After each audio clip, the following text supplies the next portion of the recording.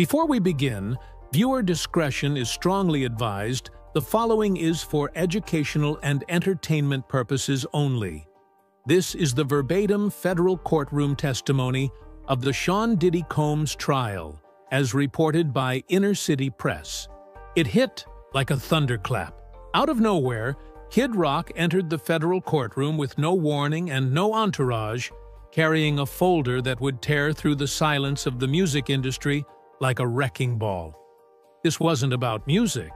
It wasn't about beef. It was about truth. With decades of secrets boiling beneath the surface, Rock walked in, asked to be heard, and then dropped a set of revelations that stunned the gallery and knocked the air out of Diddy's defense. Nobody saw it coming. Not the press, not the court, and definitely not Diddy. But from that moment forward, the trial would never be the same. Because Kid Rock didn't come to talk. He came to expose, and what he had to say about surveillance, silence, and a pattern of abuse might just be the final nail in the coffin for an empire that thought it could outlast everyone. Federal courtrooms are built for formality, slow rhythms, rehearsed movements, and tight security. But on the seventh day of the Diddy trial, something broke through the routine. It started with a simple sound. The double doors creaking open at 11:12 a.m. People turned their heads, expecting a clerk or maybe a late juror. But what they saw instead was a man in a black tailored suit, sunglasses on, holding a thick folder with a gold clip and a stiff spine. His walk was firm, his expression unreadable. Kid Rock. He didn't say a word. He didn't stop to check for approval.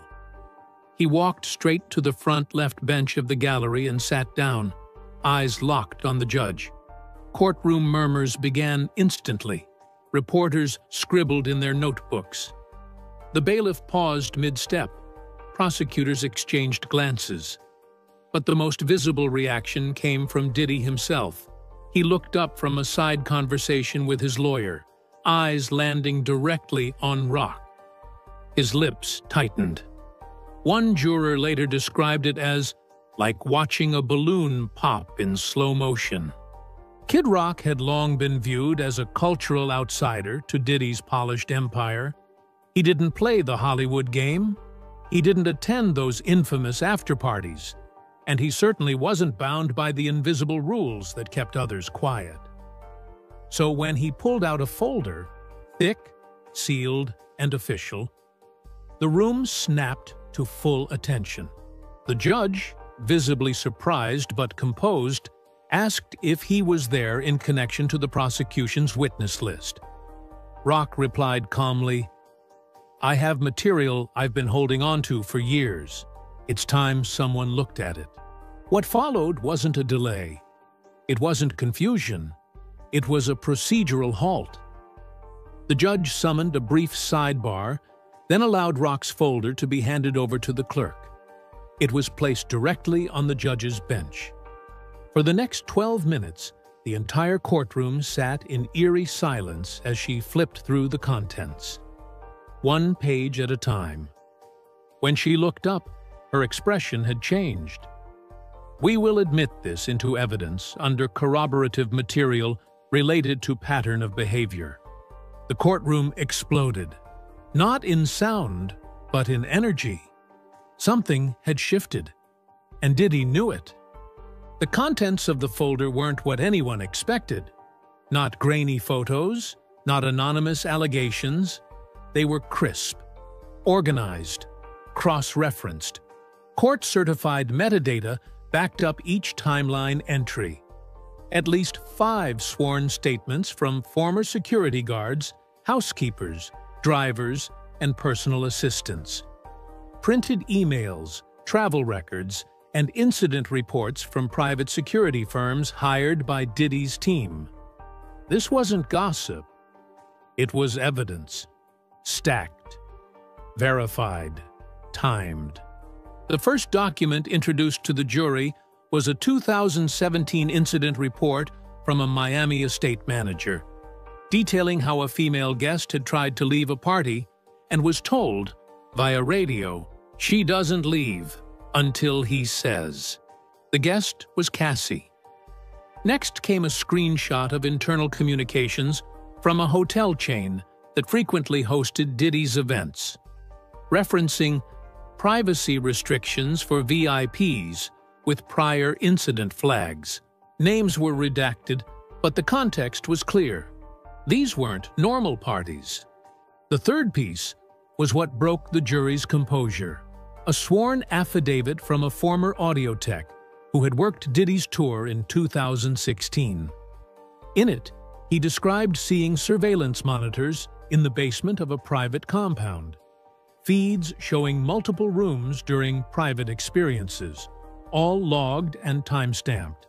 He alleged the recordings were stored on external drives and handled exclusively by a staff member named in the document. He didn't just say what he saw. He included the model numbers of the cameras, the network storage system, and exact dates of updates to the drives. Cassie's lawyers didn't flinch. They nodded slowly, confirming that this lined up with the claims made earlier in the trial. Diddy's attorneys, on the other hand, started flipping through their binders, searching for any procedural block. But it was too late. The evidence was in. The jury was listening. And for the first time, they weren't just hearing Cassie's story. They were seeing its shadow in cold, clinical detail. Kid Rock sat still the entire time, his hands folded. He never smiled, never made a sound, just watched. After a short recess, the court reconvened. The judge leaned forward and addressed the courtroom. "Mr. Ritchie, if you are prepared to deliver a statement, the court will hear it now." Kid Rock stood. He didn't bring notes. He didn't clear his throat. He simply said, "I didn't come here to make headlines. I came here because the truth's been buried under platinum plaques and billion-dollar smiles for too damn long." He went on to explain that over the years he'd received messages, emails, and even late-night phone calls from people too afraid to speak publicly.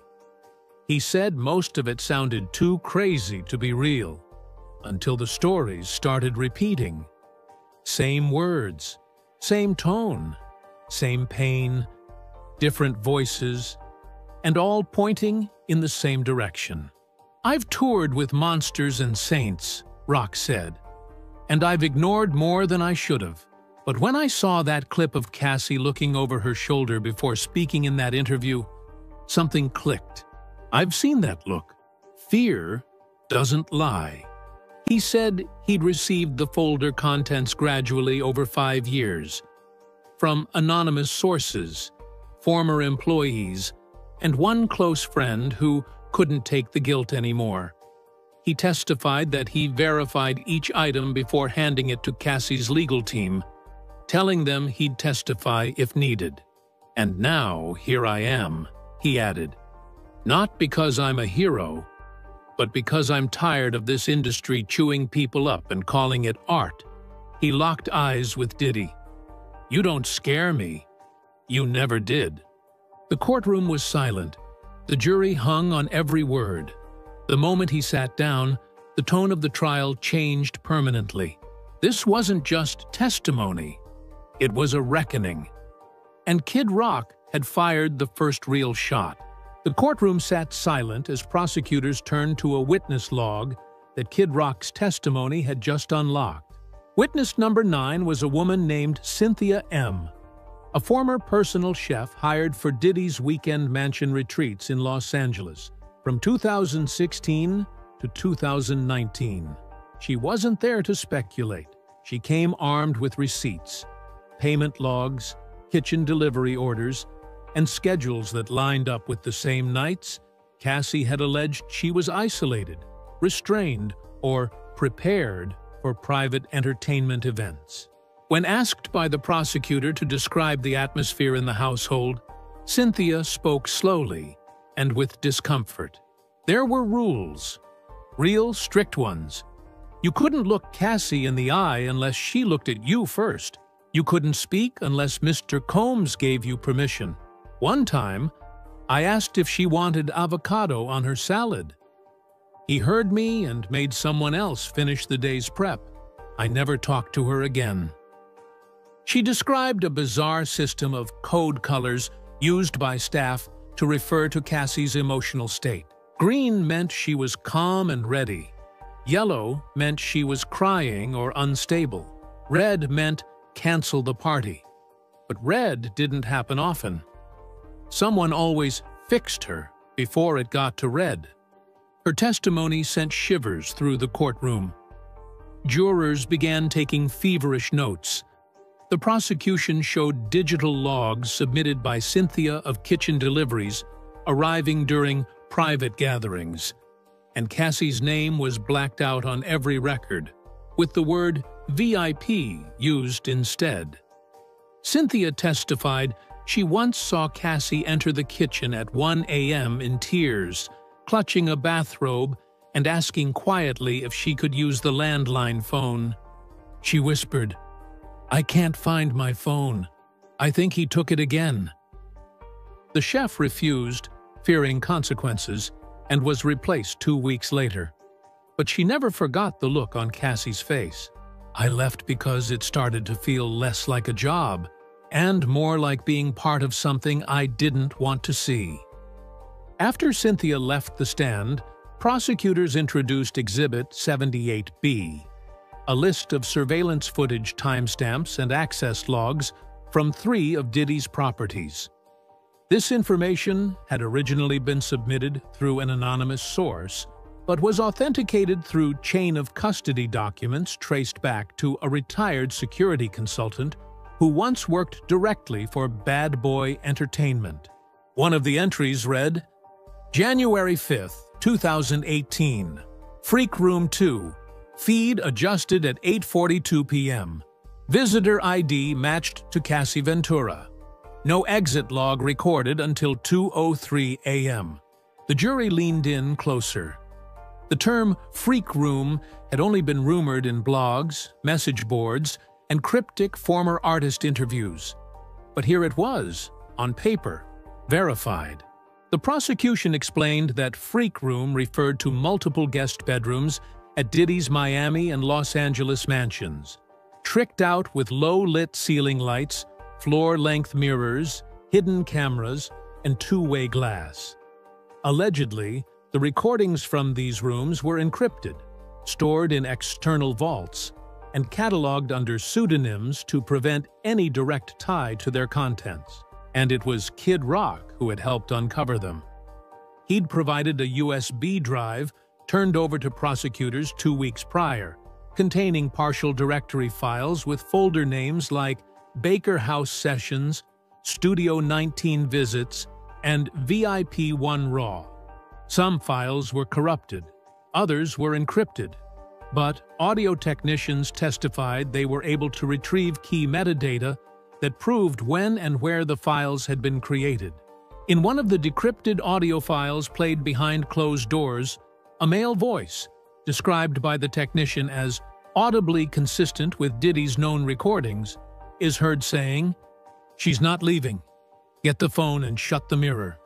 The room in question matched the January 5th footage log. Diddy's lawyers objected, calling the evidence non-conclusive. But the judge let it stand, saying the patterns were highly material. That was enough. Kid Rock sat quietly as the jury was shown a timeline on screen, linking events in Cassie's lawsuit with recordings, guest logs, and footage timestamps from the drive. This wasn't just testimony anymore. This was architecture, and it was collapsing on Diddy.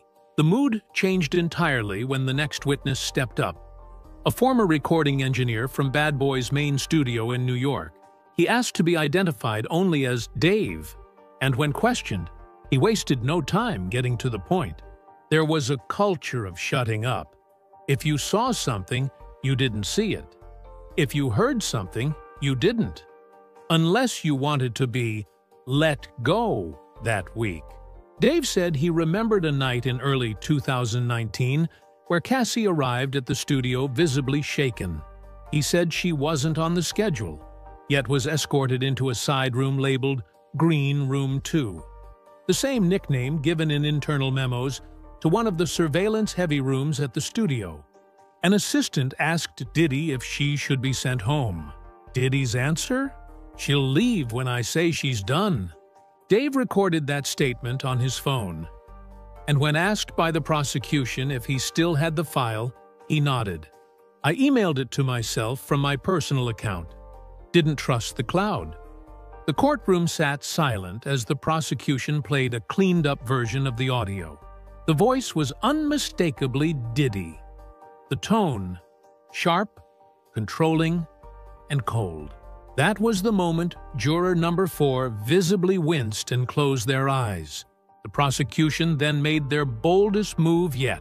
They called Kid Rock back to the stand, this time as a character witness, not just to support Cassie, but to explain why he came forward. Rock said simply, "I had nothing to gain, everything to lose. But when a system like this stays hidden for this long, the only way to break it is to name it.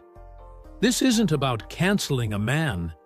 It's about freeing people from the chokehold of a culture that said, 'You better keep your mouth shut, or your career's over.'" He stared across the room, not at Diddy, but at the lawyers, the gallery, the jury. "I don't care what it costs me, because what I saw, it still keeps me up." And then he stepped down. No defense rebuttal could erase that image. Kid Rock walking away, unshaken. And Diddy? He looked like a man whose empire had been built on ice and was now starting to crack beneath his feet. By the 7th segment of the day, the court was no longer reacting with gasps or outrage. They were sitting in stunned silence, absorbing the scope of what had just been laid out. Prosecutors weren't just aiming at Diddy's personal behavior. They were going after the entire infrastructure that enabled it. It was a web, and Kid Rock had just handed them the blueprint. The prosecution next introduced documents from a defunct company called Shadow Track Entertainment, a shell production house connected to Diddy via Bad Boy subsidiaries. The company had no website, no public record of releases, and no social media presence. But it had one purpose: paying off the people who worked at Diddy's private events. The ledgers listed event planners, caterers, and safety escorts, all of whom signed NDAs and confidentiality agreements through Shadow Track. Some of the contracts even included oddly specific clauses, like attendee silence shall be maintained under penalty of forfeiture, and physical presence within estate spaces shall be considered consent to audio and video capture. Kid Rock called back for clarification, testified that he had first come across Shadow Track when reviewing tax records sent to him anonymously by a former accountant who claimed to have been fired after asking too many questions. "I didn't even know what I was looking at first," he said, holding up a copy of a tax statement. "But the deeper I went, the more I realized there were dozens of people being paid to watch, but never speak." He detailed how one receipt caught his attention: a $12,000 payment labeled equipment sanitation, and a separate $9,000 listing for session supervision, 2 nights. These entries matched up with dates on Cassie's original testimony, nights she described being prepared for Diddy's more private events. The jury began to shift uncomfortably. To drive it home, the prosecution introduced one final piece: an internal HR memo from Bad Boy Enterprises, obtained via subpoena, stating that employees were encouraged to avoid personal relationships with VIP guests, especially during Red Zone weekends. The document defined Red Zone weekends as periods of increased privacy and executive discretion. It wasn't just Diddy anymore. It was the corporate machinery built to protect him. And Kid Rock, with nothing but a folder and a microphone, had just cracked it wide open. By the afternoon recess, the tone of the courtroom had shifted. Diddy's defense team looked like a crew watching a sinking ship. Their arguments were becoming weaker, more procedural. Objections were being overruled. The jury was locked in. Then came the witness that nobody expected. Her name was Sonya Lane, a former executive producer for an MTV special that featured Diddy back in 2015. She'd remained silent for nearly a decade, but inspired by Kid Rock's testimony, she had contacted the prosecution that morning. The judge allowed her to take the stand. She described a shoot at one of Diddy's New York penthouses where Cassie was scheduled to make a brief cameo. Sonya testified that Cassie arrived looking unwell, tired, and almost vacant. But what stood out was that Diddy ordered multiple crew members to leave the set. He said he didn't want anyone messing with the vibe. Then he shut the doors, and they stayed closed for almost 45 minutes. When asked what happened when the doors reopened, Sonya looked directly at the jury and said, "Cassie came out crying. He came out smiling." That single line made one juror drop their pen. Another visibly clenched their fists. Kid Rock, still seated in the gallery, didn't move. But his impact was written across the courtroom. Diddy's attorney tried to call for a recess to review the last-minute edition of Sonya Lane's testimony. But the judge wasn't having it. "This court has been more than patient. We proceed." Diddy's face by then had lost all trace of swagger. His lips were drawn thin. His stare had gone vacant. The man who once strutted through red carpets and Super Bowl stages now looked like someone who didn't recognize his own future. Before court adjourned, the judge allowed Kid Rock to deliver a closing comment. A rare gesture, but one permitted given his formal cooperation and prior testimony. He stood slowly, adjusted his suit, and walked to the center of the gallery.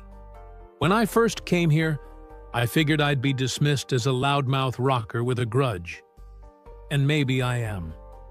But what I saw, what I know, I couldn't let it rot in my head anymore." He paused. "A lot of people will ask why I'm even involved. What business is it of mine? The answer's simple. It's everybody's business when the powerful prey on the powerless." He gestured toward Cassie. That woman sat in silence for years because she thought no one would believe her. Because the man she was up against had the world in his pocket. He took a deep breath. "Well, I'm here to say, we believe you. I believe you. And from what I saw in this courtroom today, a hell of a lot of other people do too." As he sat down, the courtroom didn't clap. They didn't cheer. But every eye turned to Diddy, and for the first time, he didn't look defiant. He looked afraid. The court recessed for the day. Outside, headlines screamed. Inside, history had just been made. The next morning, the sun hadn't even fully risen when headlines erupted like firecrackers. Kid Rock exposes Diddy. Hollywood shaken. But this wasn't just tabloid frenzy. Something had shifted. In a matter of hours, the shockwaves from the trial testimony reached Capitol Hill. Congress members began calling for a review of entertainment industry NDAs and power structures. Senator Lisa Donnelly, speaking on MSNBC, said, "This isn't just about one artist or one victim. This is about a culture that has operated in the shadows for too long." By noon, at least 4 A-list artists released statements distancing themselves from Diddy. One longtime collaborator issued a carefully worded Instagram post. "In light of recent testimony, I've decided to suspend all professional ties and reevaluate past partnerships." Then came the financial blow. a major streaming platform issued a quiet but devastating update. All Diddy-produced projects were being temporarily removed pending internal review. Another brand that once featured him in a national campaign pulled every trace of the content and suspended their deal indefinitely. But the most sobering moment came in a quiet corner of the internet.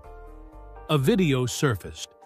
A fan-recorded interview from years earlier, barely noticed at the time. In it, Cassie was asked what advice she'd give to young women trying to break into the music industry. Her response was soft, haunted, and suddenly terrifying in hindsight.